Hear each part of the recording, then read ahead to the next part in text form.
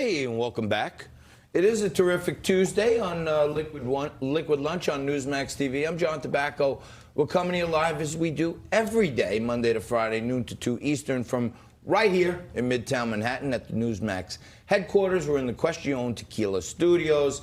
And again, I want to thank Brett Winterble for joining us. Brett Winterble, he is a great part of the Newsmax team, and it's an honor to follow him.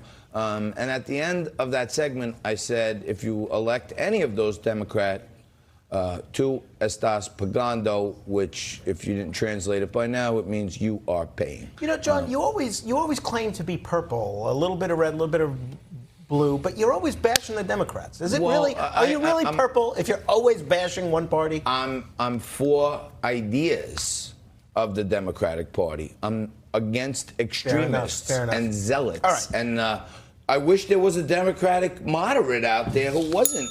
Okay. Okay. All right. John, fine. This is big. Don't ever question my purpleness again. You're right. Frankie. I apologize. I withdraw my questioning.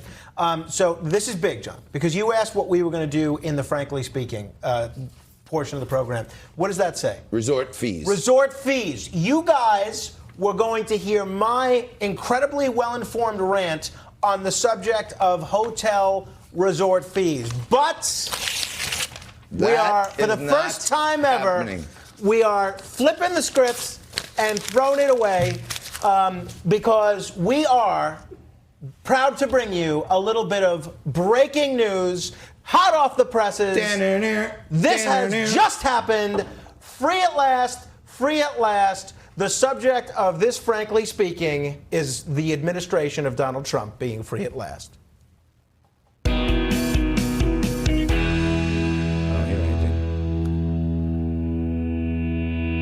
It is my distinct pleasure and joy to report to you that John Bolton is no longer the National Security Advisor.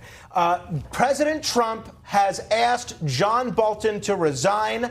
According to what the president said just moments ago, I disagreed strongly with many of his suggestions, as did others in the administration, and therefore I asked John for his resignation, which was given to me this morning. He's gone. This man who has tried to go to war with every country on the planet. It worked. There was a plan he unveiled to bomb Antarctica recently. I mean, this guy is so out of step with Trumpian foreign policy. Thank God that he's gone. Now, it's always good to have a diversity of opinion. You always want some hawks, you want some doves, you listen to everybody, you make your own decisions. We don't want the shaggy DA. This that's is, for sure. John Bolton was the opposite of the foreign policy that Donald Trump campaigned on. John Bolton's a nice guy. I've met him many times. I've produced radio shows that he's always been on. Always calls from a landline. Great guy. So glad that he's gone. Don't let the door hit you on the way out. In terms of possible successors to John Bolton, anyone would be a good start. Tulsi Gabbard, great choice. Boom. Jim Webb, former Secretary of the Navy, former senator from Virginia. Medium. Great choice. Who we had on this show yesterday, Colonel Daniel Davis. Boom. Great choice. There you go. Colonel Douglas McGregor. Please, for the love of God, and I know the president watches the network, do not choose another interventionist, neocon, war hawk with a bad mustache. Here's what, thank God John Bolton is gone. Donald Trump, thank you. Okay. Now, hopefully, we do not have to talk about. We'll put him in a category now with Alyssa Milano and John Bolton are irrelevant, and we don't even have to waste any time of yours or ours talking on them. He's gone. It's like ding dong, the witch is dead. The shoes are out from underneath the house. I think this is a great sign because. Not that I love talking about Iran and all these geopolitical things that Frankie loves to delve into, and that's why he's a great producer and managing editor. But this guy Bolton has been a fear in me and us and many that he just wants to go to war. And I think Trump's been watching. You know he's been watching. Oh, yeah. Okay? And supposedly Tucker Carlson said, talked him out of bombing Iraq that time. Iran. Can we go to the two-shot, please, of me and Frank?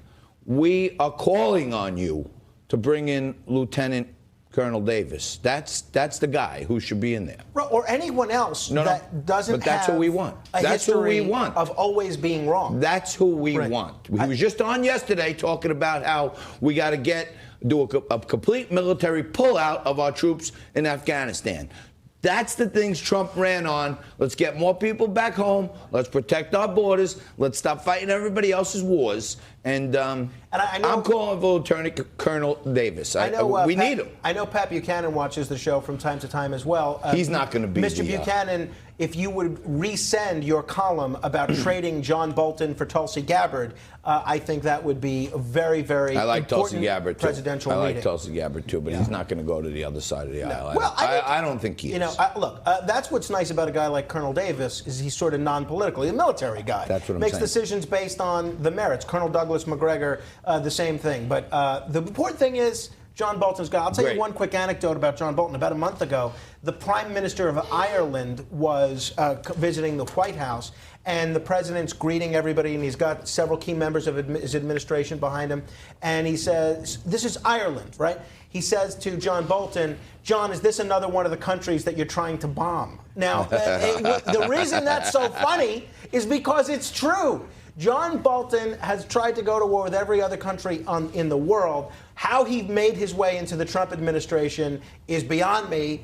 I'm thrilled that he's gone, and I have a few other members of this administration that I'd like to join him on the way out, and a few other members of the National Security Council. But this is the best step forward, because I think what you're seeing here, John, is that the president had a plan for withdrawing troops from Afghanistan, and John Bolton was unable or unwilling to put that plan into action. And hopefully, especially in time for the 2020 election, those Afghan troops and those Syrian troops will come home. Yeah, there'll be no recession. We'll get Lieutenant Colonel Davis in there.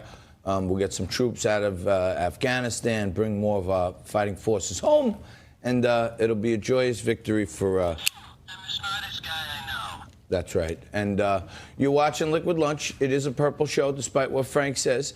And right after this, we're going to mix it up with a Democrat and a Republican. We're going to throw out the ideas. At the end, we're going to shake hands and part friends. Stay right there. We'll be back in just a few minutes.